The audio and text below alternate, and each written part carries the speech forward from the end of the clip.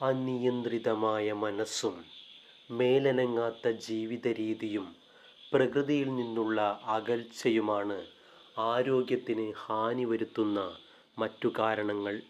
ഇതിൽ നിന്നെല്ലാമുള്ള മോചനവും സുന്ദരവും സുഖപ്രദവുമായ ഒരു ജീവിതവുമാണ് യോഗശാസ്ത്രം മനുഷ്യരാശിക്ക് നൽകുന്ന അസന്ധിഗ്ധമായ വാഗ്ദാനം. ആഹാരം പോലെ തന്നെ ശരീര സംരക്ഷണത്തിനും രോഗനിവാരണത്തിനും അനുപേക്ഷണീയമായ ഒരു ഘടകമാണ് വ്യായാമം.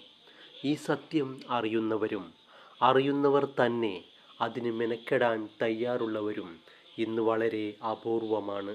അതുകൊണ്ട് മാത്രം ജീവിതം അതിൻ്റെ തികഞ്ഞ അളവിൽ ആസ്വദിക്കാൻ അവർക്ക് കഴിവില്ലാതെ വരുന്നു എന്നു മാത്രമല്ല, കാലക്രമേണ രോഗികളായി തീരുകയും ചെയ്യുന്നു. സർവപ്രകാരേണയും ദേഹാധ്വാനം ഒഴിവാക്കാനുള്ള പ്രവണതയാണ് സർവത്ര കാണുന്നത്. ഒരു ജോലി എത്ര നിസ്സാരമായാലും അത് യന്ത്രങ്ങൾക്ക് വിട്ടുകൊടുക്കുകയാണല്ലോ ഇന്നത്തെ പരിഷ്കാരം. നിസ്സാരമായ കണക്ക് കൂട്ടാൻ പോലും തലച്ചോറല്ല, കാൽക്കുലേറ്ററാണ് ഉപയോഗിക്കുക. ഇങ്ങനെ സ്വാഭാവികമായി തന്നെ മനുഷ്യർക്ക് ശരീരവ്യായാമം നഷ്ടപ്പെട്ടിരിക്കുകയാണ്. വ്യായാമരഹിതമായ ശരീരത്തിൽ പല രോഗങ്ങളും ഉണ്ടാകുന്നു. ദഹിച്ചു കൊണ്ടിരിക്കുന്ന ഒരു സാധനമാണ് ദേഹം. ഈ ദഹന പ്രക്രിയകൾ ഉദരത്തിൽ മാത്രമല്ല, സർവാംഗങ്ങളിലും നടന്നുകൊണ്ടിരിക്കുന്നു. ഒരു വസ്തു ദഹിച്ചാൽ അതിൻ്റെ അവശിഷ്ടങ്ങൾ ഉണ്ടാകണമല്ലോ. മലമൂത്രാദി വിസർജനത്തെ പോലെ തന്നെ മേൽപ്പറഞ്ഞ അവശിഷ്ടങ്ങൾ അതാതു ദിവസം അകറ്റി ദേഹം ശുചിയാക്കി വയ്ക്കേണ്ടതും ആവശ്യമാണ്. ഇത് സാധിക്കാനുള്ള ഒരേ ഒരു വഴി ദിവസേന എന്തെങ്കിലും വ്യായാമം ചെയ്യുക മാത്രമാണ്. പരാപേക്ഷയും ഉപകരണവും കൂടാതെ അത് നിർവഹിക്കുന്നതിനുള്ള ഒരു എളുപ്പമാർഗമാണ് യോഗാസനങ്ങൾ. ശരീരത്തിനകത്ത് മലിനവസ്തുക്കൾ അടിഞ്ഞുകൂടാതെ സൂക്ഷിച്ചാൽ രോഗത്തെ ഭയപ്പെടേണ്ടതില്ല.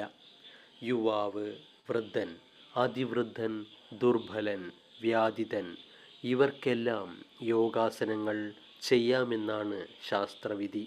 ഓരോരുത്തർക്കും അനുയോജ്യമായ ആസനങ്ങൾ തിരഞ്ഞെടുക്കണമെന്ന് മാത്രം. ഒരു ബെഡ്ഷീറ്റ് ഒഴികെ മറ്റ് യാതൊരു ഉപകരണങ്ങളും അതിനാവശ്യമില്ല. മറ്റൊരാളുടെ സഹായവും വേണ്ട. ശാസ്ത്രീയമായി പഠിക്കുക, ക്ഷമയോടും കൃത്യനിഷ്ഠയോടും കൂടി ചെയ്യുക. യോഗാഭ്യാസം കൊണ്ട് ശരീരത്തിനു മാത്രമല്ല, മനസ്സിനും പ്രയോജനമുണ്ട്. പ്രത്യേക പ്രയത്നമൊന്നും കൂടാതെ തന്നെ മനസ്സിൻ്റെ ചപലതകളും ദുശ്ശീലങ്ങളും താനെ മാറിക്കൊള്ളും. ജീവിതത്തിൽ സംഭവിച്ചേക്കാവുന്ന ഏത് വിഷമസന്ധിയും ധീരമായും ശാന്തമായും അതിജീവിക്കുന്നതിന് യോഗം അഭ്യസിക്കുന്നവർക്കു സാധിക്കും. ഇതെല്ലാം പരീക്ഷിച്ചു നോക്കി അനുഭവം കൊണ്ടറിയേണ്ടതാണ്. മനോവ്യാപാരങ്ങളെ നിരോധിക്കുകയാണ് യോഗം. യോഗ ചിത്ത വൃത്തി നിരോധ എന്നാണ് പതഞ്ജലി മഹർഷി തുടക്കത്തിൽ പറയുന്നത്. യോഗ കർമ്മ സുകൗശലം സമത്വം യോഗമുച്യതേ എന്നും മറ്റും ഗീതയിലും പറയുന്നുണ്ട്. അതായത് പ്രവൃത്തിയിലുള്ള സാമർഥ്യം ആണ് യോഗം, സമഭാവനയാണ് യോഗം എന്ന് ചുരുക്കി പറയാം. ഓം ശ്രീ ഗുരുഭ്യോ നമഃ. ഹരി ഓം.